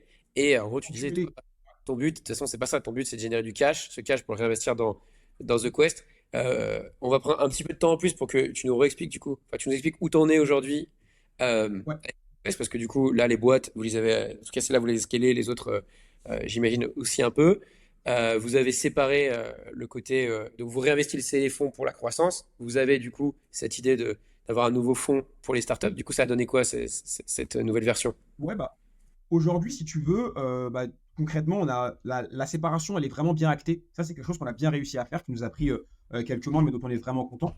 Concrètement, aujourd'hui, côté agence, on a cette agency studio qui est d'une année à l'autre, on veut créer chaque année 2 à 3 nouvelles agences. On a nos 2 agences historiques, My Name is Bond et SEO Secret, qui tournent bien, dont on est assez content. CEO en place, ça tourne. Et là, on a un accompagnement qui est un peu différent parce qu'elles sont bien développées. Et maintenant, c'est vraiment comment on arrive à passer vraiment la next step, tu vois, atteindre de très très beaux niveaux de MRR, des niveaux de MRR à 6 chiffres potentiellement. Donc ça, c'est les premières agences. On a 2 nouvelles agences qu'on a lancées là depuis le mois de janvier, qui sont Les Pilotes, qui est une agence de paid, SIA, Social Ads, et Gyogyo. Gyogyo en japonais qui signifie poisson, qui est une agence d'outreach pour les SaaS et les agences high ticket. Donc, on fait du mail et du LinkedIn, mais vraiment en mode 2.0. On fait de la voix, on fait de la vidéo, on fait de l'ultra personnalisation. Et donc, avec ces agences-là, tu vois, par exemple, comment on les a lancées? On les a lancées de la même façon que SEO Secret ou My Name is Bond, nous-mêmes. Et au bout d'un certain niveau de MRR, on se dit, OK, bon, bah là, on l'a fait beaucoup plus tôt que Bond ou SEO Secret. Au bout d'un certain niveau de MRR, bah là, on va essayer d'aller chercher la bonne personne qui va pouvoir les leader et les faire exploser.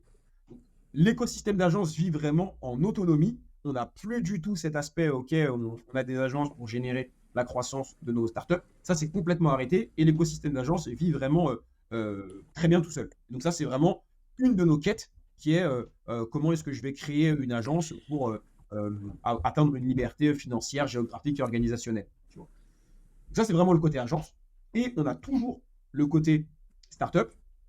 Comme je le disais, on a créé notre propre fonds pour nous. Donc, on lève des fonds pour nous-mêmes pour pouvoir financer à hauteur de 100 000 euros chaque startup qu'on va lancer.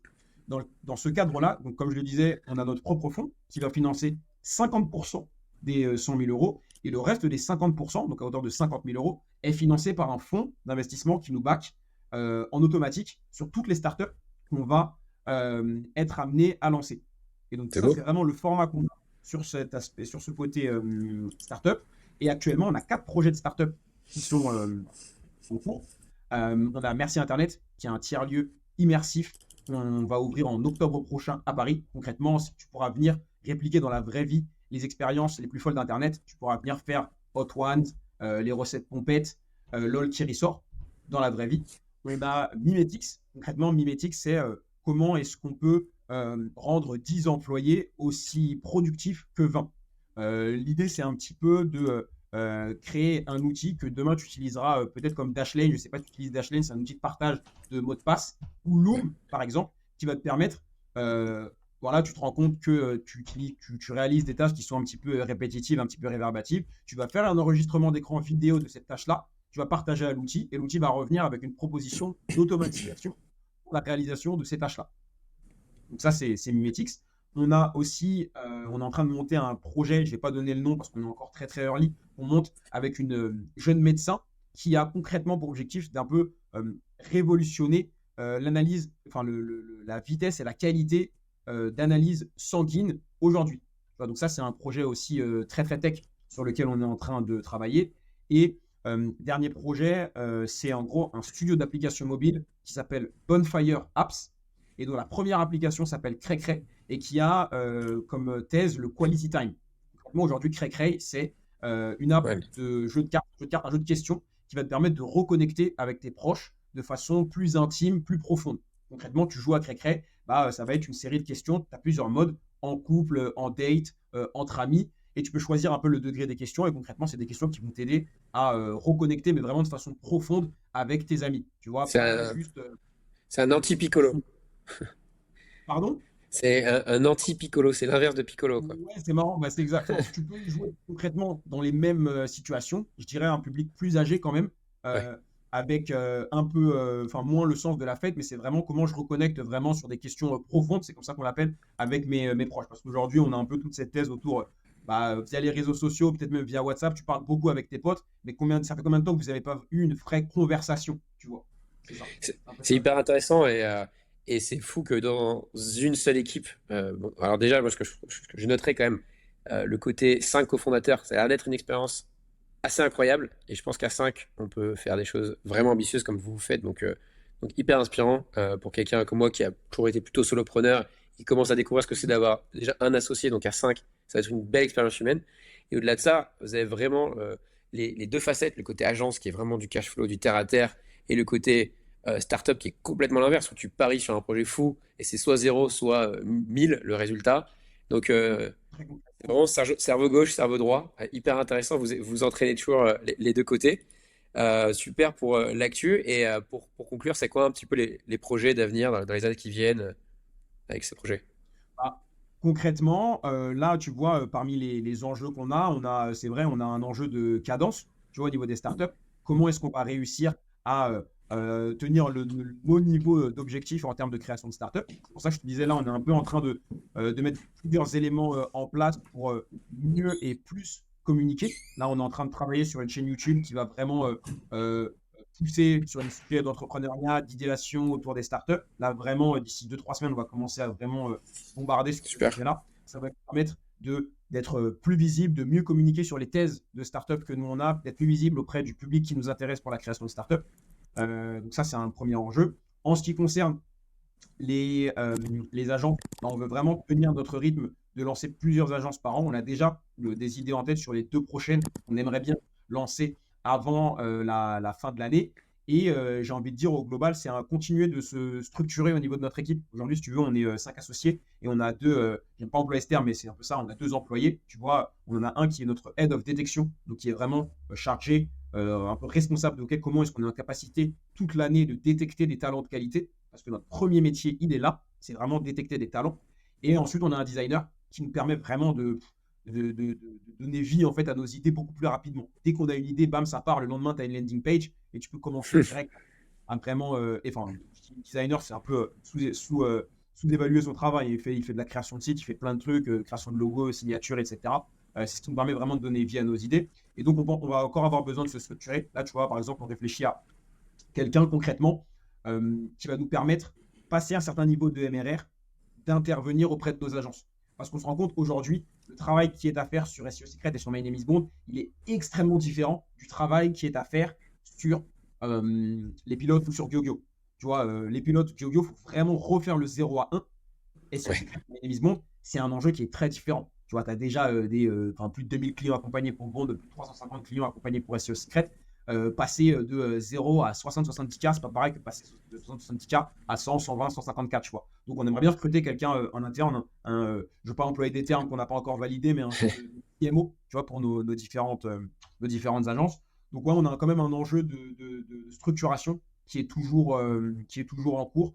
Et le dernier enjeu qu'on va avoir, si tu veux, c'est aussi, bah, il y a le front et il y a aussi le back. Et en fait, en back, on sait, nous, on a toujours été comme ça, on a pas mal évolué dans le chaos, mais on sait que plus on va grossir, plus il va falloir être encore plus carré sur certains sujets. Tu vois, l'aspect finance, l'aspect administratif, etc. Donc, peut-être se staffer aussi là-dessus. Je pense Vous n'avez bien. pas une agence pour ça? Bah, en fait, justement, on y pense, mais on ne serait pas. Il faut que ce soit quelqu'un, tu vois, quelqu'un qui va venir un peu nous fouetter ou qui sera un peu, qui aura vraiment, vraiment que ça comme rôle. Aujourd'hui, c'est l'un de nos associés qui prend ce rôle-là, mais on pense que plus on va continuer à se développer, plus il va falloir que ce soit quelqu'un qui reprenne ça à 100%. Donc, voilà un peu les projets, si tu veux, j'ai envie de dire, dans les mois à venir. Ok, bah ça en fait beaucoup, c'est hyper intéressant. Du coup, si quel type de profil devrait te contacter par rapport à ce que tu as dit? Toi, ton job, c'est de connecter avec des talents. Donc, qui c'est que Ouais, tu ouais, ouais. Bah, en vas fait, boire si des tu cafés veux, là? concrètement, bah, si vraiment je devais faire comment expliquer? Je devais vraiment te donner l'intégralité des sujets qu'on a vraiment actuellement. Aujourd'hui, on va chercher, pour Mimetics, par exemple, on aimerait bien avoir un founding software engineer. Donc, si on a quelqu'un qui est passionné de RPA, Robotic Process Automation, ou que vous connaissez quelqu'un qui est super calé dans ce domaine-là, on adorerait être mis en relation avec cette personne-là. Pour Merci Internet, le tiers-lieu immersif, on est à la recherche d'un CMO. Donc, un ou une CMO, quelqu'un qui va vraiment être capable tu vois, qui a des insights sur tout ce qui est créateurs économie, la vidéo, comment remplir un lieu, etc. Donc, c'est un profil qu'on va aussi rechercher. Et après, à un niveau plus global, j'ai envie de dire, comme j'ai dit, bah, côté agence, on aimerait bien avoir un genre de profil head of growth slash CMO et potentiellement un profil financier, pareil pour notre structure un peu au global. Ça, c'est des profils qui peuvent très fortement nous intéresser. Et pour ton centre de formation, pour The Quest, quelqu'un qui est un petit peu geek, un petit peu passionné, un peu fou, Ouais, bah, en qui fait, est un peu marginal, ouais, mais ouais, c'est exactement ça. c'est un peu, on le dit souvent, c'est un peu des Kylian Mbappé de la tech. Tu vois, c'est des gens qui Ok. sont un peu geeks. C'est vrai que c'est des profils plutôt ingé. Tu vois, on aime bien les profils qui savent un peu, qui savent coder, qui ont une obsession sur un sujet, vraiment, Très ou bien. en tout cas une intimité avec un sujet. Et quand je dis sujet, ça peut être vraiment n'importe quoi. Ça peut être, OK, le future of work, par exemple. Ça peut être la santé. Ça peut être l'aérospatiale. Ça peut être, que sais-je, tu vois, la traçabilité, par exemple. C'est vraiment quelque chose comme ça. On aime bien avoir ce genre de profil, quelqu'un qui a une intuition, une obsession, pardon, ou une intimité forte avec un projet. Parce que comme on le dit, on va chercher des personnes, on va pas forcément chercher des compétences, mais c'est extrêmement difficile et on ne veut pas le faire. Imposer une idée, imposer une idée de start-up à quelqu'un. Donc il faut qu'on arrive à se rencontrer sur, OK, bah, voici ton obsession, nous on a des insights là-dessus. OK, on peut se poser et on peut bien travailler ensemble. Ok, bah, c'est hyper clair, le message est passé. Franchement, merci. Tu as délivré beaucoup de conseils, beaucoup de learnings. Je pense que ça va inspirer pas mal de monde. J'ai appris beaucoup de choses aussi, j'ai pris des notes, tu vois. Je te remercie. On a deux, trois punchlines. Ça fait une belle intro. Franchement, douce. Merci à toi. C'était hyper intéressante. Bah écoute, merci beaucoup Théo pour l'invitation. C'était hyper cool de pouvoir parler de ça. Et comme je le dis, il y a plein de sujets, notamment sur ouais, comment on a démarré, etc., qui ne seront pas forcément hyper clairs. On peut m'écrire, on peut me demander, je suis hyper joignable là-dessus. Si je dois résumer, c'est que The Quest, c'est quand même une aventure entre potes. On est très fiers, franchement, d'avoir réussi à faire quelque chose avec enfin, comment dire, et avec nos amis, avec vraiment notre famille. Aujourd'hui, on est une bande de potes. C'est pas facile de monter une boîte avec ses amis, mais si vous hésitez à le faire, dites-vous que la clé sera vraiment, pour moi, la clé, elle réside dans deux points. C'est un, est-ce que vous avez envie d'avoir raison ou est-ce que vous avez envie de gagner? Et ça, dans l'équipe, on est tous d'accord. On a juste envie de gagner, avoir raison. On n'en a rien à faire. On peut se prendre la tête, mais à la fin de la journée, on est amis, on veut juste gagner. Et le deuxième sujet, c'est une question de culture. Il faut savoir avec qui tu as envie de monter ta boîte. Tu vois, nous, c'est marrant, on a des fans d'Harry Potter dans l'équipe. On s'est dit, OK, notre point commun, il n'y a que des griffons d'or dans l'équipe. Que des griffons d'or. Il n'y a que des griffons d'or.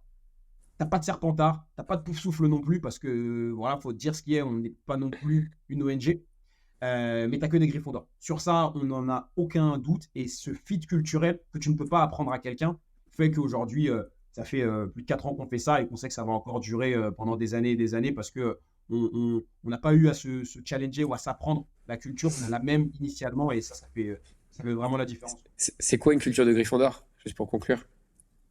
Ah, bah, une culture de Gryffondor, c'est good vibe, team player. On veut pas de personnes un petit peu solo.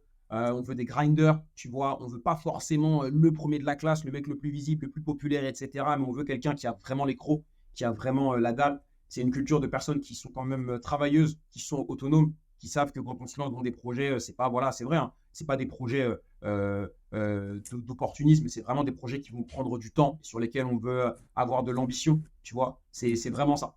C'est vraiment ça pour nous une culture Gryffondor. Et je suis le premier à te dire, c'est pas que les autres cultures sont mauvaises. Il y a plein de gens qui sont culture souffle ou serpentard et qui s'en sortent extrêmement bien, qui font extrêmement bien leur boulot. Juste, il faut savoir avec qui tu t'associes, tu vois. Et nous, notre culture, c'est plutôt celle-là. Bah, votre culture, elle est claire, le message est passé. Je pense que ça va pouvoir attirer des gens. On te contacte sur LinkedIn. Redis-nous ton blaze sur LinkedIn. Du coup, mon nom sur LinkedIn, bah, c'est Adams, A-D-A-M-S, Salaou, S-A-L-A-H-O-U. Je ne sais pas si en entrant en douce, vous allez C'est ce que. trouver. Et sinon, bah, mon contact, c'est Adams, A-D-A-M-S, jointhequest.co. Vous pouvez m'écrire à cette adresse. On essaie d'être assez réactif. Tu l'es, je confirme. Et je te remercie, Douce. C'était super interview. Je te souhaite une très bonne soirée. Merci Théo, à plus tard. Ciao. Salut, ciao.